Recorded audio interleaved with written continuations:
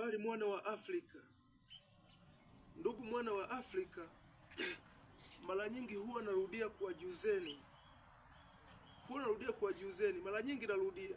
Leo tena narudia. Mwana wa Afrika, tunapoenda darasani kusoma kwa mfumo wa sasa hivi, tunapimwa uwezo wa ukalili, intelligence quotient. Kwa hiyo sasa, tulipokuwa tukipata zile maksi, tuliaminishwa kwamba ndio kuwa na akili sana.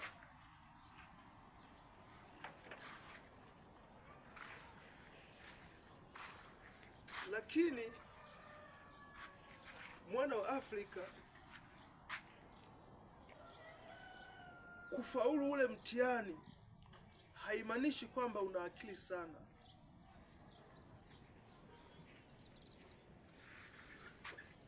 Ni ngumu sana kunielewa mwana wa Afrika, ni ngumu sana kunielewa. Wanasayansi wengi wakubwa tunaowajua, wengi wao sio kwamba walipita darasani, lakini walijitambua, wakaelewa nini maana ya akili. Kwa hiyo lengo, ninaongelea wale watu ambao hawajabahatika kuwa na vyeti. Wale watu ambao hawajabahatika kuwa na vyeti, wao wengi, baadhi yao huwa wanajiona kwamba hawana akili, na wenye vyeti ndio wana akili.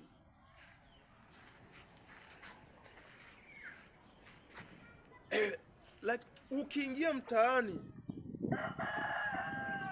wenye mafanikio wengi ni wale wasiotumia vyeti.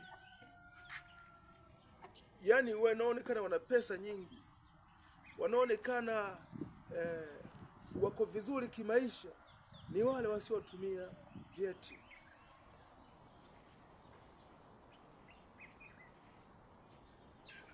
Mwana wa Afrika, kuna tofauti sana ya kuwa intellectual, person. Kuna tofauti kubwa mno. Kwa hiyo mwana wa Afrika, na wewe Mtanzania, ninachotaka nikwambie ni kwamba usijidharau na usijione kwamba haufai. Kama hauna cheti, wewe amini kuwa akili unazo, maana akili unakuwa umezaliwa nazo. Hicho utakachopewa cheti ni kitu cha nje.